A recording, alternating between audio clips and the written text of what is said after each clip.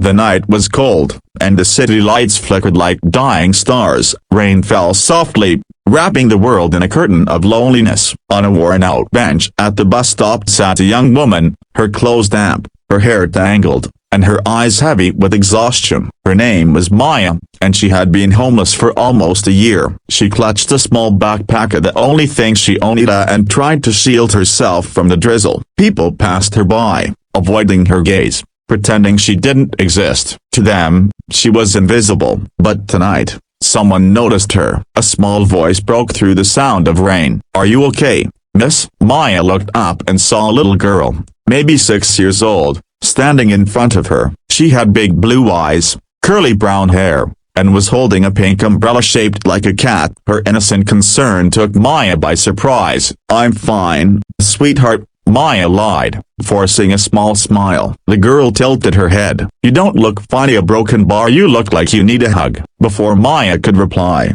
the little girl wrapped her tiny arms around her. It was the first human warmth Maya had felt in months, and it broke her. Tears streamed down her cheeks as she whispered, "Thank you, little one." Just then, a woman rushed over, a well-dressed lady in her mid-30s, clearly the girl's mother. "Lily, what have I told you about talking to strangers?"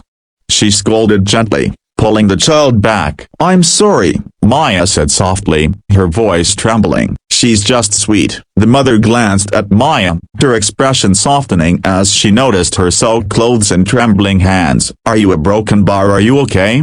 she asked. Maya nodded quickly, ashamed. "I'm just waiting for the bus," she murmured.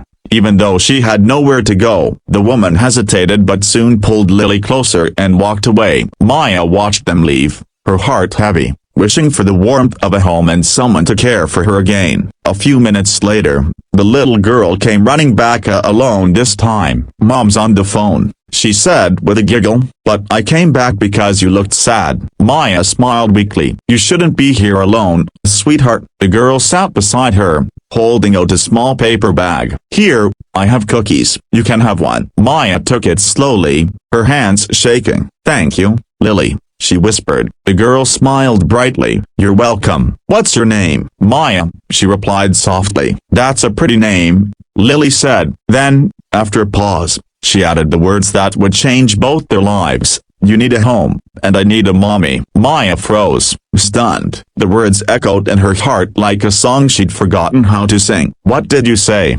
she asked, her voice breaking. Lily looked at her with pure innocence. "Mom says I don't have a real mommy. She adopted me, but she works a lot. I get lonely sometimes. You look like you'd be a nice mommy." Tears filled Maya's eyes again. She didn't know whether to laugh or cry. "Oh, sweetheart, a broken bar. I'm not the kind of person who can be a mommy." But Lily shook her head stubbornly. "Yes, you are. You were nice to me. That's what mommies do." Moments later, Lily's adoptive mother Rachel came rushing back, panic in her eyes. "Lily, don't ever run off like that again," she cried, kneeling down and hugging her tight. Lily smiled and said innocently, "Mommy, this is Maya. She needs a homie, a broken bar. Can she come live with us?" Rachel looked at Maya, startled. Maya stood, embarrassed, ready to walk away. "I'm sorry, ma'am. I didn't mean to wait," Rachel interrupted, her eyes softening. "Are you really homeless?" Maya hesitated,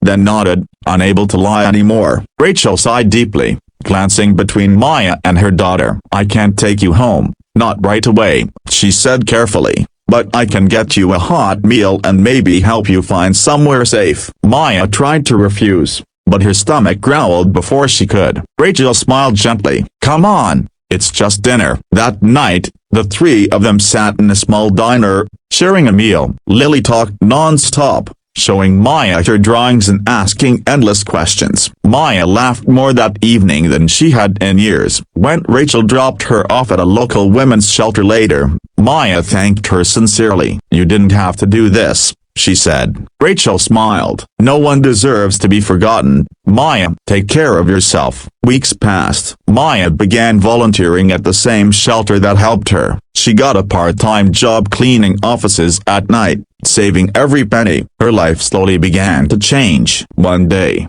she saw a familiar face, Lilia, running toward her outside the shelter. "Maya!" the little girl shouted, jumping into her arms. Rachel followed behind, smiling. "We were nearby," she explained. "Lily wanted to see you." Maya hugged the girl tightly, her heart overflowing. Rachel then handed Maya an envelope. "You've been working hard," she said. "I talked to a friend who manages an apartment complex. There's a small place available. Consider it a new start." Maya stared at her, speechless. "I can't accept this," she whispered. Rachel smiled kindly. "You can, and you will. Lily's right. You deserve a home." Maya broke down in tears, hugging both of them. For the first time in years, she felt hope bloom again. Months later, Maya had her own small apartment, a steady job, and a bright smile. Lily and Rachel visited often, and their bond only grew stronger. One weekend, Rachel fell sick and needed to travel for treatment. She asked Maya to look after Lily for a few weeks. Those weeks turned into months,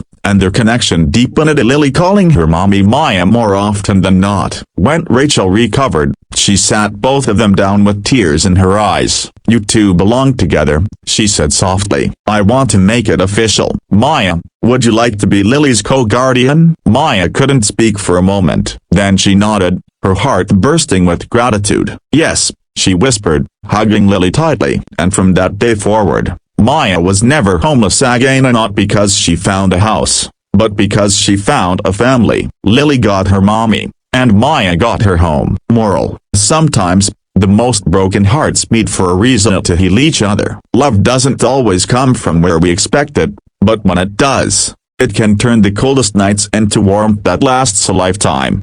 Would you like me to create 10 paragraph-wise prompts for this story next, for YouTube voice-over scenes?